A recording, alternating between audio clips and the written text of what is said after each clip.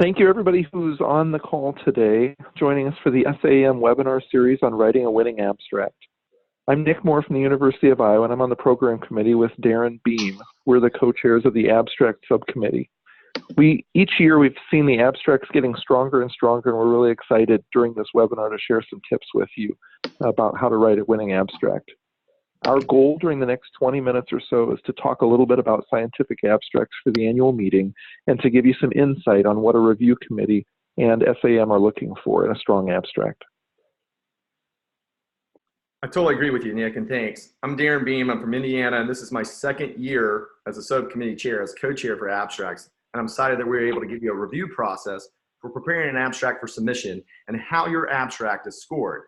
During the first part, I'm going to go over the basic structure of a solid abstract, which consists pretty much of 4 different sections: the introduction, methods, results, and conclusions. So let's break down each part of the abstract. The introduction. This is where you really just want to simply state the overall problem and then your hypothesis. That's it, nothing more. I think of the introduction as justifying your question. It isn't a comprehensive review of the literature on a topic. This can usually be done in 2 to 3 sentences. A strong abstract lists a clearly stated objective or hypothesis as the last sentence of the introduction. The next is the methods. This is where you want to get specific. What kind of study did you do? How did you do it? What were the pre-planned analyses? What statistical tests did you do? Did you control for bias? This is where, as a reviewer, I'm looking at what you did and why you did it that way. Next is the results. This is where you get to tell your side of the story through data. But this isn't a rehash of the methods. It is imperative to include all the data you can, including the statistical tests. Remember, if you don't tell me as the reviewer, here's what you found, then there is no way that I'm going to know what you did or what you found. The majority of your abstract, like 80 to 85%, should be spent in the methods and the results. The last section of the abstract is your conclusion, and your conclusion should support your results. This is also the area where you can put any future directions or what you will try to do next.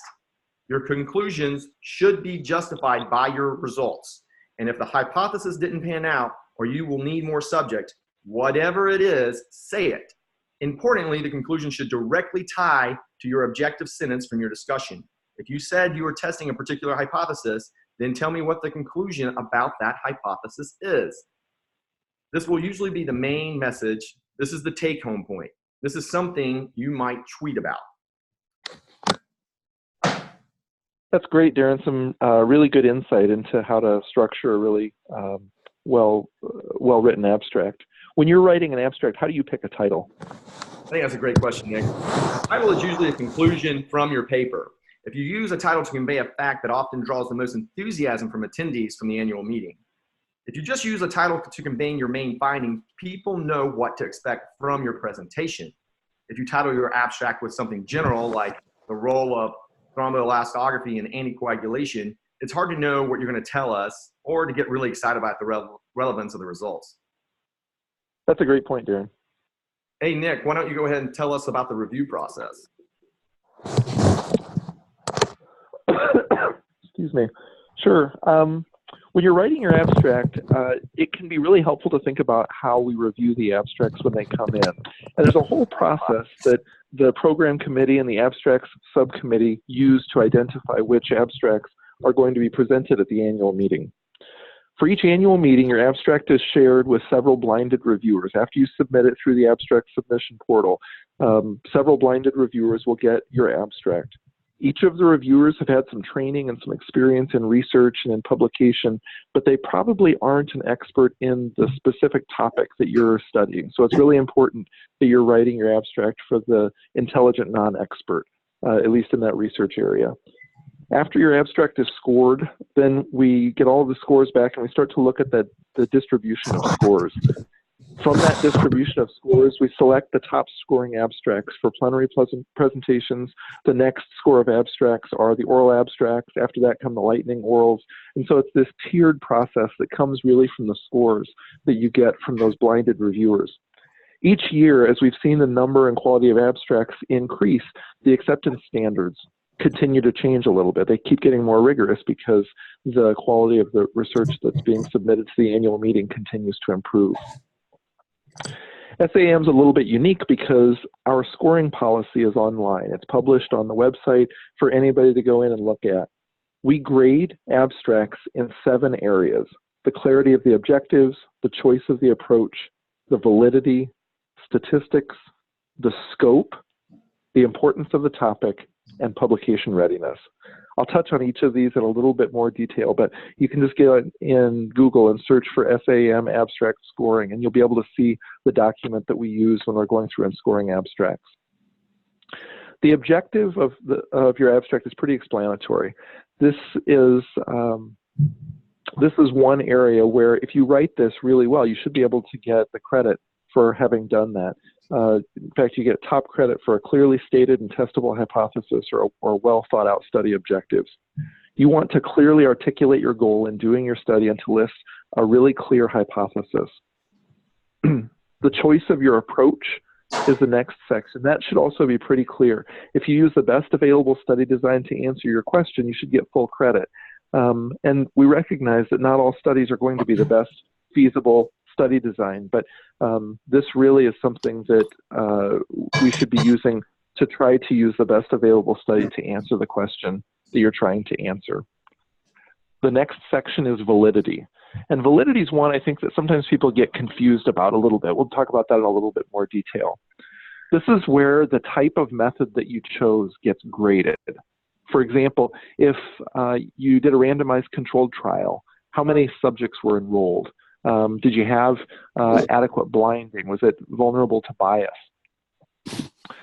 If this was a survey study design, then what was your response rate? How did you control for sampling bias? If you're doing qualitative research, how did you control for coding, and what analytical framework did you use? Each of these are ways that we can see if you have applied rigorous methods to the study design that you selected to be the best study design to answer a specific research question.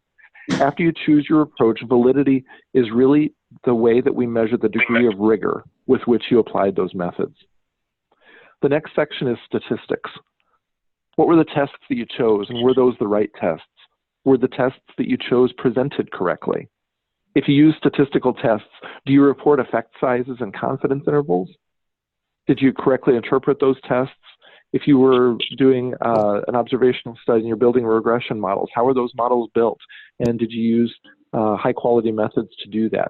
What we're looking for here are whether the right tests were done, whether they're presented correctly, and if they appropriately convey your understanding of the type of, that you convey your understanding of statistical error and that you have significant results. After statistics is the scope of work. This is where we prioritize the potential impact of your study. If you're doing a randomized trial, for instance, we would prioritize a large multi-center study because that's a stronger study design than a smaller observational study. A large multi-center study is going to get more weight than a single center observational study. We also look at the importance of the topic and whether it's going to be innovative and important to emergency physicians, or if this is something that's just going to be of interest to people who are engaged in research in that area. Then the last section is publication readiness. Is your abstract ready for publication? This one's another one that should be free points. You should get all of the credit for this because if you avoid syntax errors, you don't make grammatical mistakes, you spell all the words appropriately, and you follow the directions, you should get full credit. But not all of the abstracts that are submitted get full credit for this. We really prioritize abstracts that are clearly written with good grammar and perfect spelling. And this is one of the factors that might be used to distinguish between oral presentations and lightning orals or plenary presentations or posters. Daren, you want to talk a little bit about some of the pitfalls that you've seen in reviewing abstracts? Sure, Nick. The biggest common pitfall is that I see is too many words are spent on the introduction. As physicians in general, we want to explain ourselves, and I think that's great, and you will have all the time in the world when you're standing beside a poster explain why you're interested in this and why this is important. but you just don't have the room in an abstract with a very limited amount of characters to say why you're so passionate about this. The reviewer will see how passionate you are by how well the methods are done and the results sections are clear and simple. Remember that the introduction is all about justifying the question. Once you've convinced the reviewer that the question should be asked, you're done. Nick? Another common pitfall that we see sometimes is people who are overstating or understating their conclusion. Remember that the conclusion has to come from the results, so you shouldn't conclude anything that isn't in your results. I think we always have a temptation to try to make the conclusion seem a little bit stronger, a little bit more significant, but we really need to temper that to be realistic about the strength of our recommendations and make sure that the conclusion comes directly from the results. The other one that we see, and this is lose a great amount of points, is that the people just skip or gloss over the statistical approach and results. Remember that this is the meat of your abstract. This is where you can prove to your reviewer that you know exactly what you're doing and that you're right. We know this is how you're answering your question, so you might as well get credit for it. One more thing that we often see is that the conclusion doesn't have anything to do with the objective or the results. You can think of an abstract like an equation. The introduction accumulates in the objective, which lead to the method and results. The conclusion is tied to the hypothesis, and all of your results build to your conclusion. You may have a lot of interesting findings, but it makes sense to think of building the case for your conclusion. Nick, do you have any other tips for how you want to make the abstract stand out? Something else that can really make your abstract stand out once you've gone through all the things that we've kind of talked about is to make sure that you're really concise and accurate in reporting your study. We have a character limit for abstracts, but you don't have to use all of that space. If you write a very concise and clear abstract and it's less than the character limit, your reviewer is likely to be happy that they really understand what it was that you were trying to tell them. A really well-written abstract is clear, everyone can understand it. Intelligent non-experts should be able to pick up your abstract and really get the message of your research. I agree, Nick. One of the other hardest parts of writing an abstract is narrowing down so much information into a concise summary that is still thorough enough to make sense and grab the reader's attention. What tips do you have for striking this balance? Yeah, Daren, that's a good question. I really think that consistency here is key. The title really should be interesting. It should tell the reader what the conclusion is of your study. Each part of your abstract is something you should think about. That means you need to have it done early enough that you can go through several revisions. For each part, is it necessary? If you're looking at each word or each clause or each phrase or each sentence, is it sufficient? Is it important for telling your story? Does it build to your conclusion? If you have it done early, then you have time to have your co-authors read and review your abstract, and you can start to get feedback from them, maybe even going through it a few times. And if you set it down for a day and then you can pick it back up and look at it again, each revision, you will make your abstract more concise and stronger. The other thing that has become more common over the last several years is dividing out the same data set, asking very similar questions, but could and should be made into a single abstract, which is much stronger. This could separate out the plenary from the oral and the posters. I think if you're writing the abstract, that you should want one standout abstract instead of multiple niche abstracts. That's a good point, Daren. Some of these details come down to mentorship. And many of us have strong mentors who've helped us learn how to write abstracts and develop our scientific career. The time for mentorship when you're looking at submitting a research abstract is when your study is being designed, because a well-designed study that doesn't have holes is going to make a much stronger abstract than a study that has some critical flaws. A study that had holes just can't be rescued at the time that you're drafting your abstract. It's too late at that point. So having a good research mentor will help you make your work better. It's a great way to teach us all how to be a little bit better researchers. And it has the added benefit that your abstracts probably will score better because many of your research mentors will have been through this process previously. And even if you don't have a mentor and you're forging your own way, I think the best way is to go and look for other people in your department have great abstracts who have submitted previously. Okay, emergency medicine has a lot of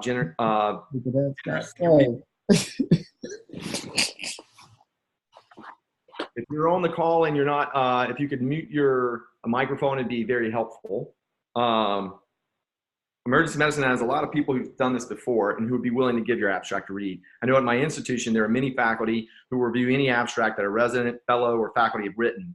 But it's really helpful having another set of eyes look at it. Everyone is a hero in their own story. Make it difficult for the writer to see glaring problems when they've been working on it for too long. Daren, you've had a lot of experience grading abstracts in the past. What does an author need to get an abstract accepted for the SAEM annual meeting? Think about some of the things that we've been talking about here will help. Score your own abstract. As Nick said previously, we give you the scoring criteria. And abstracts are scored on a 14-point scale. And traditionally, abstracts scoring about a 9 or higher have been accepted at the annual meeting. That's great, Daren. Really helpful to hear that.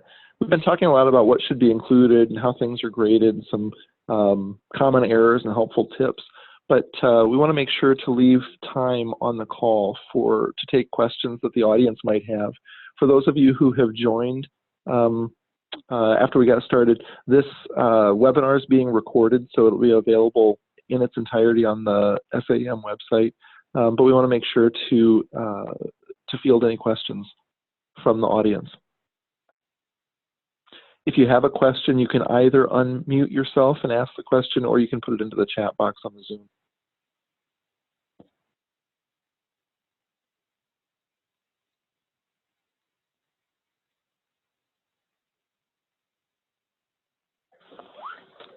Looks like we might have, let's see if we have one on the chat here. Okay, it looks like we have one on the chat. How many blinded reviewers are assigned to an abstract? And are they considered content experts? Daren, you want to take that one? Yeah, so at least 2 people will review your abstract. We try to have 3 or more. They are not content experts. With the diversity of emergency medicine as it is impossible with the amount of abstracts that we receive to assign a content expert to every abstract. Think about it this way: we get a lot of cardiovascular, we get a lot of respiratory and pediatrics and public health, but you may not have a large amount of someone who's studying coagulation and parameters or TAG. And so we have to be able to assign someone to those reviewer process. But through the years that I've been doing this, it's surprising how similar the scores are by each reviewer. That's a great point, Daren. I think that partly speaks to the process that we use in scoring.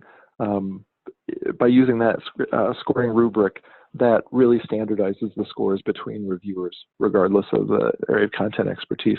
Looks like we have another question on the chat here. Does content area determine reviewers? We talked about that a little bit, but tips to choose for content that crosses subdisciplines. And maybe for this, it would be helpful to talk a little bit about the categories, Daren, that abstracts can be submitted in. Yeah, so if you go online, there is a list, very broad list of the different type of categories that you can choose. You can have multiple different keywords as well. So being the subcommittee chairs, Nick and I can look at some of these, and the reviewers can even give us comments that this may not be in the appropriate section, and we can move those to an extent if they're very well written and they stand out. But I would say try to find the category that best matches your abstract. That's a great question. Great point. Got another one from the chat here. How do you recommend crafting the statistics and data presentation for an implementation project or a pilot educational process? Nick, do you want to take that one? Yeah, I can take that. I think that every time we do a study, even if it's an implementation study, it has specific goals. And I think that when you design your study and you decide, gosh, when I'm implementing a pilot educational intervention, do I have the power to see a difference, for instance, in board scores or in training exam scores or something like that? Or really, am I developing a pilot intervention that is going to provide me some other indication that I've been successful? A lot of this comes back to what your goals were in designing a project. The presentation of statistical tests needs to have some recognition that results in small samples can look different and not be significantly different, and that in larger samples we're more confident that differences that we observe might be real. And so having a good mentor, having a good statistical consultant who can help you choose the appropriate statistical tests to report are really important. And then just being really, really transparent with your study as to what the implications of your findings might be. Pilot educational studies, pilot educational interventions certainly can stimulate additional work in the area. It can certainly teach us something about how we ought to be training our residents and our fellows and our medical students. But we really want to make sure that we're selecting outcomes and appropriately powering studies for the outcomes. It looks like we have another question after that. If there are flaws in the study design, what's the best way to address those?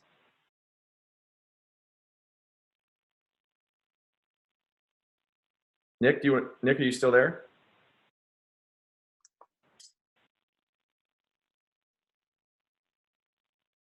I think we may have lost Nick. I'll go ahead and take that one. I think that if there are flaws in the study design, you need to address them. Don't just leave them out. That's why we have a scoring rubric of 0, 1, and 2. And there's going to be times when you're trying to do something that is not the best method. We understand that, but remember that you're not alone in this, and the majority of other people are having something similar. Just address it and make sure that you're not overstating any of your results or your conclusions.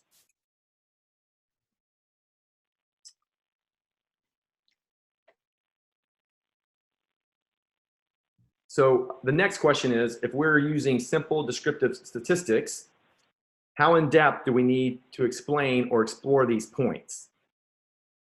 Well, I think that if you're using any statistics, I will be honest with you, a majority of the abstracts that get rejected don't even mention any type of statistics. So I think that if you're using the simplest language that you can, you do not need to go into in-depth. Most of the reviewers know why you should be using which test. Does that make sense?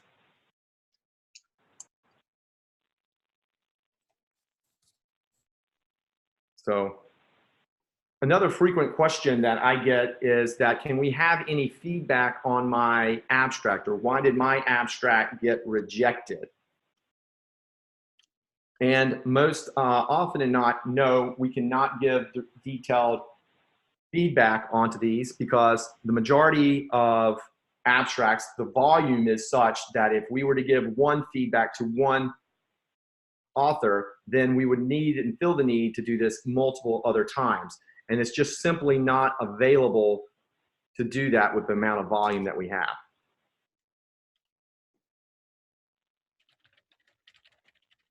What other questions do we have?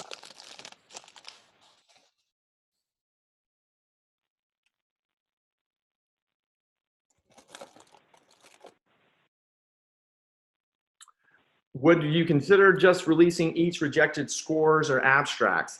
Probably not. It's very hard to do that, to give you a score. It's not as simple. If you notice, there are different scoring. There's a little bit of a scoring for different qualitative studies and for basic science. So that score may not correlate to another score. So it's not really feasible with the amount of abstracts that we receive to give everybody's score back to them. That's great. Looks like we have another one, Daren. Is scoring similar for medical education innovations? There isn't a rubric posted for these. I'm not sure how similar it is.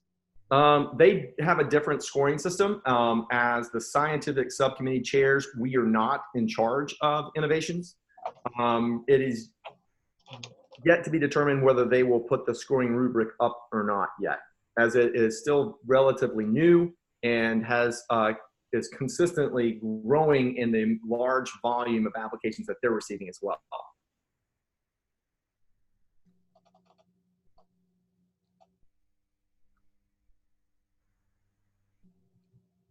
Any other questions?